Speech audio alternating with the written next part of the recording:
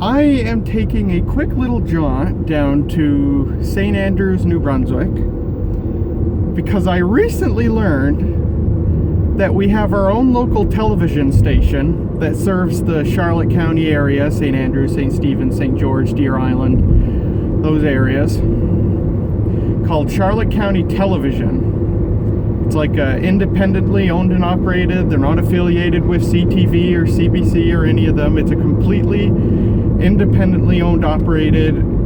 The majority of their shows are produced in-house. They only have one or two syndicated shows. But the cool thing is, and I had no idea about this,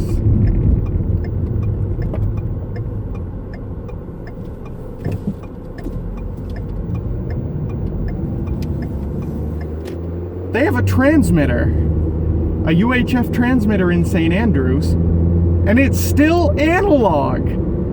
This has got to be like one of the last analog television transmitters in Canada, maybe. But they broadcast Charlotte County Television. They have a 400 watt, so super low power, 400 watt transmitter in St. Andrews. So it only serves the very local area of St. Andrews. You got to be right in there to get the signal.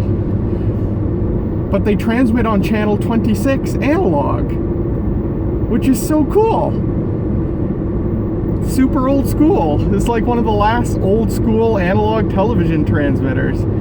Certainly, it's got to be the last one in this area for sure. I had no idea it even existed. So I'm headed to St. Andrews. It's about a 20-minute drive, and I brought with me the Sony Watchman FD210. It's got batteries in it, and I'm gonna head there and see if I can pick up this transmitter on channel 26.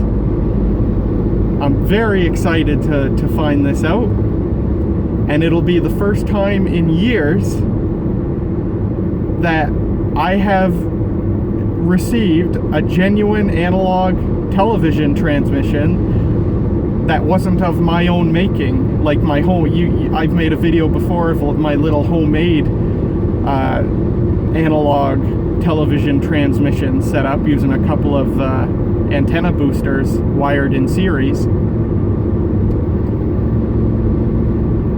But this is going to be the first time I've picked up a legit analog television transmission in over a decade, I think.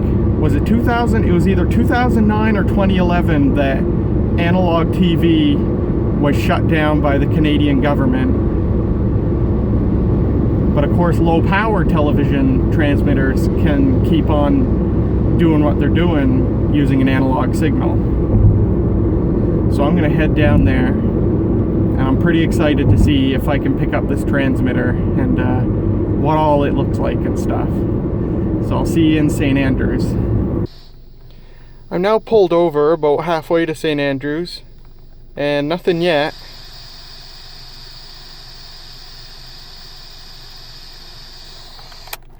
Nothing yet, so I'll keep trucking. I am now in St. Andrews, parked next to the beautiful Algonquin Resort. Look at that, huh? What an amazing structure. Let's see what we get now. Oh my god, there's sound!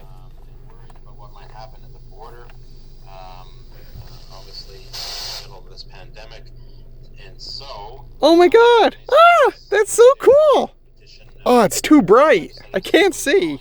Heard from the premier that he's at least considering starting the Camp of Bellows summer very early. Oh man, this is so cool! All I know is there have been discussions that have taken place to get the summer ferry started. Unfortunately, they're not letterboxing, they're just squishing. I guess I can turn off the car. Has it been a great collaborative experience so far? Yes, it has been very collaborative. It's worked very well. I commend the Premier on his foresight and imagination to bring together all the party leaders into a cabinet committee. No one else has done that in Canada, to my knowledge, and it's I think only assisted the good fortune we find ourselves in terms of ensuring that what needs to be done happened, and that we had everyone's. Oh my goodness, this is so friggin' cool. And you know what that means? Every TV I review, from now on, I'm going to have to drive here to properly demonstrate it. I'll have to drive here in the evening so it's dark enough to see. Because I got a lot of handheld TVs, a lot of Casios that I have never made videos of. And they all work. I got to do that someday. I'm going to have to drive here so I can get demonstration footage of all of them. Oh, this is so neat though. You know what I'm going to do? I'm going to pull up Google Maps. And I'm going to look up where the transmitter actually is. And I'll drive closer to it so we can get a stronger signal and do a bit more demonstration that way. I think that's it right behind me. I think that's the transmitter. I think that's what 400 watts is belting out of. So let's turn the television on and see how we get the signal now. Oh heck yeah, I don't even have the antenna pulled out. Deals with food waste and how much food waste there actually normally is in a community. Absolutely. There is so much. So a couple of years ago, Second Harvest did some... Maybe this thing just doesn't, I mean, this thing is almost 40 years old. Maybe it just doesn't tune very well anymore. Maybe it's being overloaded. Maybe I gotta pull the antenna in. Okay, so now we know we have this significant problem. We know that when food goes into landfill, it creates methane gas. Methane gas is a direct contributor to climate change. So we want to make sure that everybody... So this is the news magazine program that's airing right now, and I think this is live, which means like somewhere like right over there somewhere, these is where these people are talking right now. So it was actually great that we've done it because it's been exceptionally helpful to There's us. their We're working with the call sign, government. CHCO-TV. And what we did was we mapped out where across Canada and how many charities and nonprofits are using food in their programming. And I can say that because I was low income, so I love universal programming because it feels fair to everybody, and it's just, there's food, so let's not make it about being poor. There's food, let's eat it. How has the demand dealing with the COVID-19 climate that we're all in, have you seen demand shift in a different way? Absolutely. Because of COVID and the social distancing, the way that we're providing food in communities is very different. So it's like building hampers and community food programs out and make sure to go to landfill. What would be examples of surpluses that everyone from Loblaws to Starbucks to a small restaurant might have and might donate? They probably wouldn't have surplus because like grocery stores are being accessed by a whole lot of people. So that actually I think is an area where you're going to see a lot less right now. Where you're going to see it is in processing, manufacturing, distribution, probably cold storages, and producers, right? So, and also like, yeah, there's storage. There's a whole lot of potatoes that need homes. And so we're finding homes for them. But you've heard about the... Wow.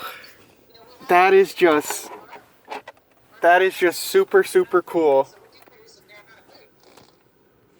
That is the first time in a decade, give or take, that I have tuned in to an actual analog television broadcast. And that's probably the first time in a few decades that this thing has tuned into a actual analog television broadcast. Well, at least now I know to come here in the evening. Wow, that's so cool! That makes me really, really happy.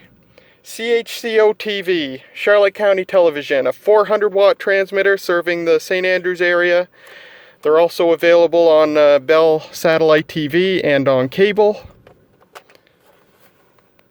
But wow, that is so cool. And I'm definitely going to be bringing other TVs down here once in a while to give them a little demo too. But that's really, really neat.